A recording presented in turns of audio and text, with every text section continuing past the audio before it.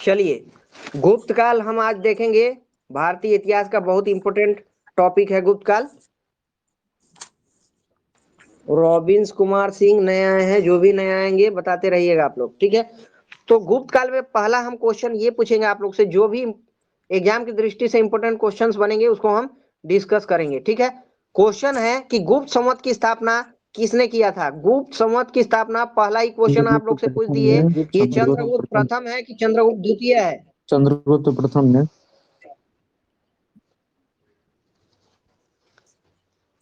हम क्या आप लोग से पूछे हैं? क्वेश्चन फिर से रिपीट कीजिए तो। विक्रम संवत। विक्रम संवत।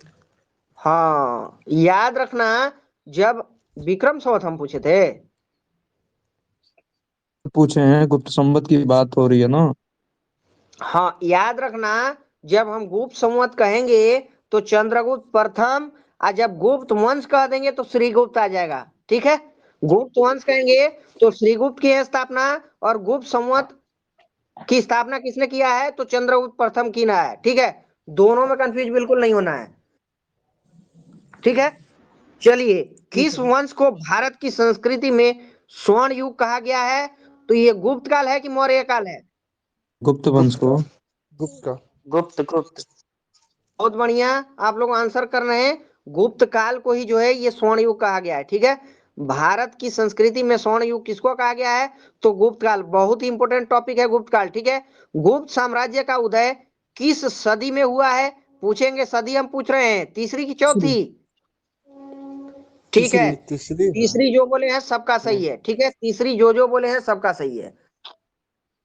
नई मैडम आई है, नए मैडम है, सर है, हम नहीं जानते हैं, किंग के नाम से है कोई, ठीक है। चलिए, गुप्त साम्राज्य का उदय किस सदी में हुआ था? तो ये तीसरी सदी के अंत में आएगा। और गुप्त वंश का वास्तविक संस्थापक पूछेंगे तो चंद्रगुप्त प्रथम हो जाएगा, याद रखना, ठीक है ना। यही जो है ना गुप्त संवत की भी स्थापना किए थे, ठीक है, चंद्रगुप्त प्रथम। श्री गुप्त ने गुप्त वंश की स्थापना की है। अगर क्वेश्चन में एक शब्द और जोड़ देगा कि गुप्त वंश का वास्तविक संस्थापक कौन है, तो चंद्रगुप्त प्रथम है, याद रखना। क्वेश्चन है कि चंद्रगुप्त प्रथम ने गुप्त संवत की जो स्थापना किया था, तो ये कब से चलाया गया था गुप्त संवत? आपको 319 से या फिर 325 से? ना 319 से 20। 19 देता है। हाँ हाँ ठीक है, 319 से चलाया गया था ये जो है गुप्त संवत, ठीक है ना। जो भी राजा महाराजा आए हैं, शक संवत हो गया, गुप्त संवत हो गया, ठीक है। उसके बाद अलग अलग संवत है। मुस्लिम में कौन सा संवत है, एक बताइए तो कोई। हाँ, हिजरी संवत, ठीक है। मुस्लिम संवत में जो है हिजरी संवत है, याद रखना। मोहम्मद पैगंबर साहब के समय ये चला था, ठीक है। 622 में। हाँ ठीक है, 622 में, ठीक है। 622 में हुआ था ना। हाँ हाँ ठीक है मासूम परवीन। चलिए आगे। समुंदर गुप्त राजगद्दी पर कब बैठा था? समुंदर गुप्त राजगद्दी पर कब बैठा था? Option sir. हाँ ऑप्शन ले लीजिए। ऑप्शन है 334, 335, 336, 361। ये ईस्वी सन है। 335। हाँ ठीक है, सही है आपका। समुंदर गुप्त राजगद्दी पर 335 ईस्वी में बैठा था। समुंदर गुप्त किस प्रकार का शासक था? अगर ये क्वेश्चन आता है तो आक्रमणकारी साम्राज्यवादी था, ठीक है। यह आक्रमणकारी शासक था समुंदर गुप्त, ठीक है। बहुत ज्यादा आक्रमणकारी था समुंदर गुप्त, याद रखना। समुंदर गुप्त का राज दरबारी कवि की हम बात करेंगे तो कौन थे ये? हरिसेन थे या फिर वाकाटक थे? हरिसेन, ठीक है। ठीक है, समुंदर गुप्त का दरबारी कवि कौन था? तो ये हरिसेन था। और सर्वप्रथम किसने महाराजा धीराज की उपाधि धारण की? तो चंद्रगुप्त प्रथम। हाँ, आशु जी आए हैं और कोई नए हैं तो बताते रहिएगा आप लोग, ठीक है। क्वेश्चन था कि समुंदर गुप्त का दरबारी कवि कौन है? तो हरिसेन है। आज सर्वप्रथम किसने महाराजा धीराज की उपाधि धारण की? तो ये चंद्रगुप्त प्रथम, ठीक है। क्वेश्चन पूछे थे कि गुप्त संवत की स्थापना भी चंद्रगुप्त प्रथम, गुप्त वंश की स्थापना श्रीगुप्त, ठीक है। उसके बाद भारत का नेपोलियन, बहुत बार ये क्वेश्चन आया, बहुत इंपोर्टेंट है। भारत का नेपोलियन किसे कहा जाता है? तो ये समुंदर गुप्त को ही कहा जाता है, ठीक है। और समुंदर गुप्त के बाद इसका उत्तराधिकारी कौन बना है, तो ये चंद्रगुप्त सेकंड बना है। हाँ, चंद्रगुप्त द्वितीय बना है समुंदर गुप्त के बाद उसका उत्तराधिकारी, ठीक है। चंद्रगुप्त द्वितीय ने अपनी पुत्री का विवाह किससे किया था, तो ये वाकाटक नरेश रुद्रसेन से किया था, ठीक है। वाकाटक नरेश रुद्रसेन से किया था चंद्रगुप्त द्वितीय ने अपनी पुत्री का विवाह, ठीक है। चीनी यात्री फाहियान किसके समय में भारत आया था, चीनी यात्री फाहियान, चंद्रगुप्त द्वितीय। हाँ, चंद्रगुप्त द्वितीय विक्रमादित्य के नाम से यही जानते जाते हैं ना, चंद्रगुप्त द्वितीय, ठीक है। इन्हीं के समय में आया था, ठीक है। विक्रमादित्य की उपाधि प्राप्त किए थे, ठीक है ना। चंद्रगुप्त द्वितीय को दूसरे किसने नाम से जाना जाता है, एक तो देवराज के नाम से भी इनको जाना जाता है, ठीक है। कालिदास इन्हीं के दरबार में थे, याद रखना।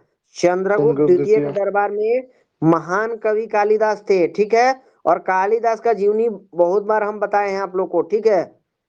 कालिदास कहाँ से कहाँ पहुंच गए, इनका बहुत बड़ा, बहुत विद्वान ये आदमी थे, ठीक है, बहुत विद्वान थे। इनकी कितनी भी कल्पना किया जाए तो कम है कालिदास का, ठीक है। चलते हैं, चंद्रगुप्त द्वितीय के बाद कौन राजगद्दी पर बैठा है, तो ये कुमारगुप्त, ठीक है। कुमारगुप्त। हाँ, समुंदर गुप्त का उत्तराधिकारी चंद्रगुप्त द्वितीय हुआ, चंद्रगुप्त द्वितीय का उत्तराधिकारी कुमारगुप्त हुआ। और नालंदा विश्वविद्यालय की स्थापना इसी के समय बना था, याद रखना, कुमारगुप्त के समय, ठीक है। कुमारगुप्त प्रथम के समय ही नालंदा विश्वविद्यालय स्थापित किया था इसी ने, ठीक है। और कुमारगुप्त के बाद उत्तराधिकारी की बात करेंगे तो स्कंदगुप्त आएंगे, ठीक है। स्कंदगुप्त 455 से 467 ईस्वी, ठीक है। आशु जी, इट्स अभी रजक तो रो जाते हैं। आशु जी, मेरा चैनल सब्सक्राइब कर लीजिएगा, ठीक है। जाकिर सर लाइव के नाम से है, यूट्यूब पे चैनल है, ये जो भी पढ़ाते हैं आप लोग को सब वहीं रिकॉर्डिंग मिलेगा, ठीक है। हाँ हाँ, आशु जी नए हैं मेरा क्लास में, पहले भी आए होंगे तो हम नहीं जानते हैं, लेकिन मेरा ध्यान अभी पड़ा है आप पे, ठीक है। देव राजपूत हो गए, आप सभी आदमी से रिक्वेस्ट है, ठीक है, मेरा यूट्यूब चैनल को ज्यादा से ज्यादा आप लोग को लाइक करना है और शेयर करना है, ठीक है। और चैनल को सब्सक्राइब करना है, प्यार बांटना है, ठीक है। चलते हैं आगे की ओर। हम कहाँ पढ़ाए थे जी, कुमारगुप्त के बाद कौन राजगद्दी पर बैठा है ये बता रहे थे, तो स्कंदगुप्त, ठीक है। स्कंदगुप्त को गद्दी पर बैठते ही किसका आक्रमण का सामना करना पड़ा था, स्कंदगुप्त को गद्दी पर बैठते ही ये हूणों का आक्रमण का सामना किए थे, ठीक है। हूण, ठीक है, हूणों का आक्रमण का सामना करना पड़ा था स्कंदगुप्त को, ठीक है। जूनागढ़ अभिलेख में हूणों का क्या कहा गया है, हूणों को, जूनागढ़ अभिलेख बहुत फेमस है, ठीक है ना, याद रखना। और हूणों के लिए एक शब्द का प्रयोग किया गया है, बताइए, विथआउट ऑप्शन जो बताएंगे 10 रुपए का पुरस्कार उनको मेरी ओर से। उसमें बता देंगे, क्या, कुछ हिंट दीजिए, बता देंगे। हाँ, विथआउट ऑप्शन बोले हैं हम, 10 रुपए का पुरस्कार, ठीक है। ऑप्शन तो देंगे तो कोई ना कोई बता ही देंगे। चलिए, मलेच्छ है या फिर क्या है, मलेच्छ है, ऑप्शन क्या बनाए हम, ठीक है, ऑप्शन भी क्या बनाए, मलेच्छ है, ठीक है। हाँ हाँ, कितना ऑप्शन बनाए आप लोग के लिए बताइए, झूठा झूठा सब ऑप्शन होता है, आंसर तो सही एक के होगा ना। ठीक है, चलिए, जूनागढ़ अभिलेख में हूणों को क्या कहा गया है, तो मलेच्छ कहा गया, ठीक है। गिरनार पर्वत पर स्थित सुदर्शन झील है, ठीक है। ये सुदर्शन झील का निर्माण कौन कराया था, चंद्रगुप्त प्रथम या फिर श्रीगुप्त या फिर चंद्रगुप्त द्वितीय या फिर स्कंदगुप्त, बताइए, ऑप्शन बना दिए छोटा छोटा। स्कंदगुप्त भी करता है। हाँ, स्कंदगुप्त किए थे। होगा सर। हाँ ठीक है, अंशु कुमारी बिल्कुल सही है आपका। उसके बाद कौन बोले, आशु जी बोले हैं, उनका भी बिल्कुल सही है, ठीक है। गिरनार पर्वत पर स्थित सुदर्शन झील का पुनर्निर्माण किसने करवाया है, तो स्कंदगुप्त ने करवाया है, ठीक है। सुदर्शन झील के किनारे विष्णु मंदिर है। सुदर्शन झील में कोई गए होंगे ना, सुदर्शन झील वहां गिरनार पर्वत पे। गिरनार पर्वत कहाँ है, भूगोल का क्वेश्चन, किस राज्य में है, गुजरात में। है ना, गुजरात में। हाँ, गुजरात में है, ठीक है ना, याद रखना। एवर ग्रीन मैडम आ चुकी है, एवर ग्रीन, ठीक है, गुजरात में है, ठीक है। गिरनार पर्वत पर ही सुदर्शन झील है, और तुरंत बगल में जाइएगा तो एक विष्णु मंदिर भी है, ठीक है ना। ये विष्णु मंदिर का निर्माण करवाए थे चक्रपालित, ठीक है, चक्रपालित करवाए थे विष्णु मंदिर का निर्माण, ठीक है। देखिए, अगर हम गुप्तकालीन प्रसिद्ध मंदिर की बात करेंगे, हम पहले बताए हैं गोल्डन पीरियड है, ये इतिहास का भारतीय जो है इतिहास का अगर वंश का बारे में तो गुप्तकुल जो है गोल्डन पीरियड के नाम से जाना जाता है, ठीक है। स्वर्ण युग इसको कहा जाता है। क्यों कहा जाता है? ज्यादा से ज्यादा मंदिरों का भी निर्माण हुआ है और बहुत से रीजन है इसमें, ये एक भी रीजन है कि मंदिरों का भी ज्यादा से ज्यादा निर्माण हुआ है, ठीक है। इसमें कोई महत्वपूर्ण मंदिर हम देखेंगे, एक तो विष्णु मंदिर। विष्णु मंदिर अभी हम ये बताए हैं कहाँ पर है, सुदर्शन झील। देखिए विष्णु मंदिर तो कितना बहुत होगा ना विष्णु मंदिर। अब ये एमपी में एक विष्णु मंदिर है, ये तिगवा, ठीक है। विष्णु मंदिर तिगवा में है, जबलपुर में है, ठीक है, जबलपुर मध्य प्रदेश, ठीक है। उसके बाद एक शिव मंदिर है, ये गुप्तकालीन मंदिर है, ठीक है। शिव मंदिर कहाँ पर है? ये भूमरा नागो, ये मध्य प्रदेश में भूमरा, ठीक है। पार्वती मंदिर ये नैना कुठार में है, मध्य प्रदेश में। दशावतार मंदिर, दशावतार मंदिर बहुत फेमस है, कहाँ है? उत्तर प्रदेश में कहाँ है? दशावतार मंदिर उत्तर प्रदेश में कहाँ है आशु जी बताइए। बता लीजिए। ऑप्शन दीजिए गुड्डे। देवगढ़ में है, ठीक है, देवगढ़। ललितपुर ना सर? हाँ हाँ बहुत बढ़िया, ललितपुर। वही देखिए, यहाँ पर किताब में कभी काल जो है ना, छोटा छोटा जो कस्बा है ना जिस क्षेत्र में होता है वो भी नाम दे देता है, ठीक है। तो ललितपुर तो शहर का नाम हो गया, उसमें देवगढ़ एक कस्बा होगा। जैसे पटना में आप देखिएगा अलग अलग जो है ना जगह, ठीक है। मीठापुर हो गया, उधर हो गया हनुमान, जो भी है अलग अलग उसका क्षेत्र है, तो वही बात है, ठीक है। समझ रहे हैं ना? Yes sir. हाँ तो वही है, ये हमको लगता है देवगढ़ जो है ना उसका एरिया का नाम होगा जहां पर ये दशावतार मंदिर है, ठीक है। यस भीतर सर। गांव मंदिर जो है ये कानपुर में है, ठीक है। और भीतर गांव मंदिर किसका, किस भगवान का मंदिर है? वैष्णो कृष्ण भगवान। भगवान कहिए जो भी कहिए, ये लक्ष्मण मंदिर है, ठीक है। लक्ष्मण जी का मंदिर है, लक्ष्मण जी का मंदिर है, ठीक है। चलते हैं आगे की ओर। एवरग्रीन। हूणों का महत्वपूर्ण शासक कौन था? हूणों का महत्वपूर्ण शासक, हूण अभी हम बताए थे ना, हूण के बारे में जब पढ़ा रहे थे कि स्कंदगुप्त को गद्दी पर बैठते किसका आक्रमण का सामना करना पड़ा था, तो हीरो यही का हूण होंगे। है। हाँ यही हूण है, ठीक है। तो अब ये क्वेश्चन आप लोग से पूछे थे हम कि हूण में जो है ना, हूण का महत्वपूर्ण शासक तुर्मान है, ठीक है। विदाउट ऑप्शन रहेगा, ठीक है। ज्यादा से ज्यादा गलत गलत ऑप्शन बना बना के है ना, अपना माइंड को भी ज्यादा हैक नहीं करना है, क्योंकि हम लोग को एग्जाम में तो सही है ना मार के आना है जी। 4 गो ऑप्शन में क्या मारना है? सही मारना है। 3 गो तो गलते होगा, ठीक है। तो दिमाग में यही सही वाला फिट कीजिए ज्यादा, ठीक है। हूण का महत्वपूर्ण शासक कौन था? तो ये तुर्मान है। गुप्त वंश का अंतिम शासक पूछेंगे तो कौन है? विष्णु शर्मा है कि विष्णु रजक है? विष्णु शर्मा है। हाँ गुप्त वंश का अंतिम शासक है विष्णु शर्मा। तुर्मान का पुत्र है ये, मिहिर कुल है, तुर्मान का पुत्र है मिहिर कुल। और हूणों का महत्वपूर्ण शासक ये तुर्मान है, इसी का पुत्र था मिहिर कुल, ठीक है। यहाँ पर बहुत क्वेश्चन है, ठीक है मेरे पास। मिहिर कुल को यशोवर्धन ने कब पराजित किया था? मिहिर कुल को यशोवर्धन ने कब पराजित किया था? 532 ईस्वी में कि 531 ईस्वी में? 532 ईस्वी। 532 ईस्वी। बहुत बढ़िया, आप लोग सुंदर आंसर दे रहे हैं, ठीक है ना। जब आंसर आप लोग बढ़िया देते हैं तो मेरा भी दिल खुश होता है, ठीक है, कि आप लोग सही में पढ़ाई कर रहे हैं, ठीक है। ज्यादा से ज्यादा चैनल को सब्सक्राइब कीजिए मेरा, ठीक है। जाकिर सर लाइव के नाम से यूट्यूब पे चैनल है, और जो है जो भी रिकॉर्डिंग हम पढ़ाते हैं वहीं डाल देते हैं, ठीक है। तो इस बात को ध्यान रखना है, ठीक है। चलते हैं आगे। क्वेश्चन ये है, शिव के अर्धनारीश्वर मूर्तियां किस काल में बनाई गई? शिव के अर्धनारीश्वर मूर्तियां, गुप्त काल में। सीधा बात है, गुप्त काल पढ़ा रहे हैं तो गुप्त काल से ही संबंधित क्वेश्चन करेंगे, ठीक है। कि शिव के अर्धनारीश्वर मूर्तियां जो है गुप्त काल में ही बनाई गई थी, अर्धनारीश्वर मूर्तियां, ठीक है। समुद्रगुप्त के काल का इतिहास जानने का सबसे महत्वपूर्ण साधन है कि इलाहाबाद स्तंभ पर उत्कीर्ण लेख हम पढ़ लें, ठीक है। समुद्रगुप्त गुप्त राजा था, ठीक है। और इसके इतिहास को हम जानने के लिए इलाहाबाद का जो स्तंभ लेख है ना, वो हम पढ़ लें तो हमें बेटर जानकारी हो जाएगी। ठीक है, महाकाल का एक मंदिर है ना, कहाँ पे है महाकाल का मंदिर भारत में? महाकाल का मंदिर भारत में कहाँ है? उज्जैन में है ना? उज्जैन में है कि इंदौर में? उज्जैन में है, उज्जैन में है, उज्जैन में। महाकाल का उज्जैन मंदिर उज्जैन में है। चलिए ये तो क्वेश्चन पूछ दिए थे। दुर्लभ से। हाँ ठीक है। चंद्रगुप्त द्वितीय के काल में विद्या, कला व साहित्य का महान केंद्र कौन था? ये क्वेश्चन आएगा तो आपको मानना है उज्जैन। ठीक है, उज्जैन। चंद्रगुप्त द्वितीय के काल में विद्या, कला व साहित्य का महान केंद्र कहाँ है? तो ये उज्जैन है। और यहीं से मेरा क्वेश्चन आ गया था उज्जैन से कि महाकाल का मंदिर कहाँ है, तो उज्जैन में है। किस गुप्तकालीन शासक को कविराज कहा गया है? चंद्रगुप्त द्वितीय को कि चंद्रगुप्त प्रथम को कि समुद्र गुप्त को?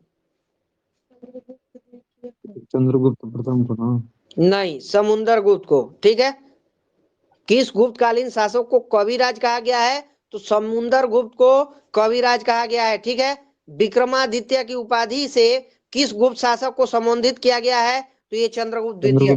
ठीक है, विक्रमादित्य हम पहले भी पढ़ाए हैं इसको। ठीक है, कि चंद्रगुप्त द्वितीय को जो है विक्रमादित्य की उपाधि से सम्मानित किया गया है। ठीक है, और कविराज के सम्मानित किया गया है समुद्र गुप्त को कविराज उपाधि दिया गया है। ठीक है, और ये जो कालिदास है बहुत इंपॉर्टेंट है। कालिदास ये किसके दरबार में थे बताइए तो, पढ़ाए हैं अभी? समुद्रगुप्त के। चंद्रगुप्त द्वितीय, चंद्रगुप्त द्वितीय, चंद्रगुप्त सेकंड कहिए, इन्हीं के दरबार में ये 9 रत्न में से थे कालिदास। ठीक है, 9 रत्न यहाँ पर भी थे चंद्रगुप्त द्वितीय के दरबार में, और अकबर के दरबार में भी 9 रत्न थे, याद रखना है। ठीक है ना, तो 9 रत्न ये नहीं है कि किसी एक दरबार में होंगे तो दूसरे दरबार में नहीं हो सकते हैं। ठीक है, अष्टदिग्गज कहाँ पर थे? शिवाजी के दरबार में। शिवाजी के दरबार में अष्ट प्रधान थे, हम अष्ट दिग्गज पूछ रहे हैं। ऑप्शन दिए सर। चलिए आगे चलते हैं। चीनी यात्री फाहियान किसके शासनकाल में भारत आया था? तो ये चंद्रगुप्त द्वितीय। ठीक है, चंद्रगुप्त द्वितीय के शासनकाल में चीनी यात्री फाहियान आया था। ठीक है, कृष्ण देव राय के दरबार में थे अष्टदिग्गज। ठीक है ना, अष्टदिग्गज। चलिए आगे चलते हैं। गुप्त शासकों द्वारा जारी किए गए चांदी के सिक्के को क्या कहा जाता था? जो गुप्त शासन में चांदी के सिक्के जारी किए गए थे उसको क्या नाम दिया गया था? तो रूपक। ठीक है, गुप्त शासन में चांदी के सिक्के को रूपक कहा जाता था। और ये वराहमिहिर किसके दरबार में थे, मतलब किस काल में थे वराहमिहिर? ये इन्हीं के ये हाँ, चंद्रगुप्त गुप्त द्वितीय काल में के ही थे ये भी। ठीक है, इसके हाँ ये चंद्रगुप्त द्वितीय के नौरत्नों में दरबार से में ही कोई थे, एक थे ना? नवरत्न में से ये भी थे वराहमिहिर। ठीक है ना, ठीक है। चलिए, गुप्त काल में औषधि शास्त्र का प्रमुख विद्वान कौन था? अगर ये क्वेश्चन आता है तो आपको करना है, क्या नाम देना है? धन्वंतरी। नहीं नहीं, औषधि शास्त्र का विद्वान पूछे हैं, ये वाग्भट थे। ठीक है, औषधि शास्त्र का विद्वान कौन थे? तो ये वाग्भट थे। कौन सा युग प्राचीन भारतीय कला एवं स्थापत्य के चरमोत्कर्ष पर था? तो ये गुप्त गुप्त युग ही था। ठीक है, ऐसे नहीं पढ़ाते हैं। आप लोग मेरा वीडियो देखिए और उसके बाद एग्जाम में एग्जाम दे करके आते, उसके बाद मिलाइए कितना क्वेश्चन आया है। ठीक है, तो ये बात है, यहाँ पर पढ़ाई की बात होती है। ठीक है, चलिए, गुप्त काल में औषधि शास्त्र का प्रमुख विद्वान कौन था? तो ये वाग्भट था। कौन सा युग प्राचीन भारतीय कला एवं स्थापत्य का चरमोत्कर्ष पर कहां पर था? तो ये गुप्त काल था। गुप्त काल बहुत इंपॉर्टेंट है। ठीक है, और गुप्तकालीन बौद्ध शिक्षा का महान केंद्र नालंदा बिहार हमारा। ठीक है, हमारे बिहार में नालंदा जो है ये गुप्तकालीन बौद्ध शिक्षा का महान केंद्र था। ठीक है ना, और वर्तमान गणित में दशमलव प्रणाली का आविष्कारक का श्रेय किस युग को दिया जाता है? यही गुप्त युग को ही जाता है। ठीक है ना, दशमलव प्रणाली के आविष्कारक युग जो है कौन सा है? ये गुप्त काल है। गुप्त काल बहुत पीरियड इंपॉर्टेंट है। और जो है धनवंतरी किसके दरबार में थे? धनवंतरी चंद्रगुप्त द्वितीय के। हाँ, चंद्रगुप्त द्वितीय कहिए, चंद्रगुप्त विक्रमादित्य कहिए, इन्हीं के दरबार में थे। और ये प्रसिद्ध चिकित्सक थे धनवंतरी, याद रखना, दिमाग में फिट कर लेना है। ठीक है, अब वीडियो को ज्यादा से ज्यादा लाइक करना है, शेयर करना है। ठीक है, चलिए आगे चलते हैं। बीज गणित के क्षेत्र में अपने योगदान के लिए विशेष रूप से कौन जाने जाते हैं? आर्यभट्ट। ठीक है, आर्यभट्ट। आर्यभट्ट के बारे में हर कोई जानता है। कहाँ जन्म हुआ था आर्यभट्ट का? पटना साइड में थे। हाँ, पटना। देखिए, पटना से जाइएगा ना तो पटना से बैठ के थोड़ा दूरी पर एक स्टेशन आता है, तरेगना आता है ना, यही तरेगना में इनका जन्म हुआ है। ठीक है ना, और पटना जिला पड़ जाता है, तरेगना जगह का नाम है, स्टेशन भी है, रेलवे स्टेशन है, हम गए हुए हैं। ठीक है, यहीं पर है। ठीक है, तो बीज गणित के क्षेत्र में ये इनका बहुत बड़ा योगदान है आर्यभट्ट का। और आर्यभट्ट जो है ना, हमारे देश का जो पहला जो सैटेलाइट लॉन्च हुआ था ना, उसका नाम भी आर्यभट्ट ही था, है ना। चलिए देखिए, गुप्तकालीन शासन प्रणाली किस प्रकार था? अगर ये क्वेश्चन आएगा तो लोकतांत्रिक था कि राजतंत्रात्मक था? क्या था? लोकतांत्रिक। नहीं, राजतंत्रात्मक था, लोकतांत्रिक नहीं था। ठीक है, अच्छा, गुप्त। हाँ। सॉरी। चलिए, गुप्त स्थापत्य कला का सर्वोत्तम मंदिर हम बात करेंगे तो ये देवगढ़ वाला जो हम बताएं, जो दशावतार मंदिर।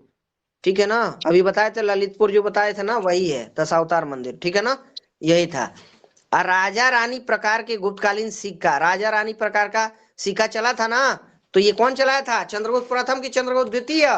द्वितीय ने। नहीं, द्वितीय नहीं है, गलत हो गया, चंद्रगुप्त प्रथम चलाए थे। ठीक है, राजा रानी प्रकार का सिक्का कौन चलाया था? तो ये चंद्रगुप्त प्रथम चलाए थे, याद रखना है। ठीक है, याद रखना है, दिमाग में फिट कर लेना है, बार बार वीडियो देखना है, हम रिकॉर्डिंग डाल देंगे इसका भी सब। ठीक है, आप लोग को याद करके जाना है एग्जाम में। ठीक है, चलिए, समुद्रगुप्त का प्रयाग प्रशस्ति लेख, इसका भाषा बताना है कि ये प्रयाग जो प्रशस्ति लेख, ये अरबी में था, फारसी में था, उर्दू में था, या फिर संस्कृत में था? किसमें था? संस्कृत में था ना। हाँ, याद रखना, संस्कृत में था। प्रयाग प्रशस्ति लेख, कंफ्यूज नहीं करना है। ठीक है ना। चलिए, समुद्रगुप्त का समकालीन सिंहल द्वीप का शासक कौन था? सिंहल द्वीप किसको कहा जाता है? सिंहल द्वीप किसको कहा जाता है, कोई बताइए? श्रीलंका को कहा जाता है सिंहल द्वीप। ठीक है, और यहाँ का शासक कौन था समुद्रगुप्त के समय? तो ये मेघवर्मन था, मेघवर्मन। ठीक है, मेघवर्मन था। और सिंहल द्वीप सीधे सीधे क्वेश्चन आएगा तो आपको बताना है श्रीलंका को कहा जाता है। ठीक है, गुप्त काल में सामान्य रूप से प्रांत पतियों को क्या कहा जाता है? तो उपरीक कहा जाता है। प्रांत पति को क्या कहा जाता है? उपरीक, याद रखना। अब पेट किसको कहते हैं? गुप्त काल में एक शब्द है पेट, पेट का प्रयोग होता है, ये अनेक ग्राम के समूह को कहा जाता है। ठीक है, कई गांव के समूहों को पेट कहा जाता है, और प्रांतपति को उपरी कहा जाता है। और नौकरशाही जो है ना, आज हम लोग नौकरशाही जिसको कहते हैं, अमात्य कहा जाता था उस समय। ठीक है, क्या कहा जाता था? अमात्य। तो तीन शब्द यहाँ पर निकाल दिए हम लोग को। गुप्त काल में जो है प्रांतपति को उपरी कहा जाता था, गुप्त काल में पेट जो है अनेक ग्रामों के समूह को पेट कहा जाता था, और गुप्त काल में नौकरशाही को अमात्य कहा जाता था। ठीक है, और सोने के सिक्कों को क्या कहा जाता था? रूपक। दिनार। दिनार। दिनार। रूपक तो हम क्या बताए हैं? रूपक हम चांदी का बताए थे ना। तो रूपक जो है चांदी के सिक्के को कहा जाता था, और दिनार जो है सोने के सिक्के को कहा जाता है। कंफ्यूज बिल्कुल नहीं होना है मेरे क्लास में। ठीक है, बिल्कुल कंफ्यूजन दूर करने के लिए हम पढ़ाते हैं। ठीक है, तो कंफ्यूज बिल्कुल नहीं हो रहा है। अब भारतीय संविधान में 22 भाग है, 23वां भाग कोई नहीं है। अगर 23वां भाग कोई है तो हमको जो है भेज सकते हैं, 23वां भाग कोई है तो। ठीक है, और सानू सिंह, प्रज्ञा, एवरग्रीन, सब कोई आप लोग जो है ज्यादा से ज्यादा मेरा YouTube channel Zakir sir live के नाम से चैनल को सब्सक्राइब कीजिए और प्यार बांटिए। ठीक है, मनीष यादव जो भी हैं। चलिए, अगला क्वेश्चन है, चंद्रगुप्त विक्रमादित्य की विजय का उल्लेख किस स्तंभ में है? चंद्रगुप्त विक्रमादित्य की, थोड़ा सा हमको खांसी टाइप का हो गया है ना। क्वेश्चन है, चंद्रगुप्त विक्रमादित्य की विजय का उल्लेख किस लेख में है? अगर ये पूछेगा तो ये महरौली का लौह स्तंभ है। ठीक है ना, महरौली कहाँ है? दिल्ली में है। दिल्ली में। दिल्ली में है, आशु जी का सही है। यही है दिल्ली वाला महरौली लौह स्तंभ। इसी में चंद्रगुप्त विक्रमादित्य का विजय का उल्लेख है, याद रखना। गुप्त कालीन चित्रकला का उत्कृष्टम रूप मिलता है कहाँ पर? तो ये अजंता में मिलता है। अजंता एलोरा कहाँ है? अजंता महाराष्ट्र के औरंगाबाद में। हाँ, ये अभी महाराष्ट्र संभाजी में नगर है, की याद तरफ है। रखना। हाँ, ये अजंता जो है ना समुंदर के बीच में है, ये मतलब समुंदर में है। इसके लिए बोट में बैठ के जाना पड़ता है। एलोरा औरंगाबाद में है, कंफ्यूज बिल्कुल नहीं होना है, ठीक है ना। ये इसका आंसर अजंता जो है ना ये मुंबई में है। एलोरा कहाँ है? तो वो है औरंगाबाद। औरंगाबाद जिला में है, ठीक है। हाँ, औरंगाबाद में है, ठीक है ना। तो बिल्कुल आप लोग को पढ़ाई करना है। और ये जो है यहाँ पर हम लोग का गुप्तकालीन जो जो भी इंपोर्टेंट क्वेश्चंस बनते हैं गुप्तकाल से यहाँ पर खत्म होता है, ठीक है।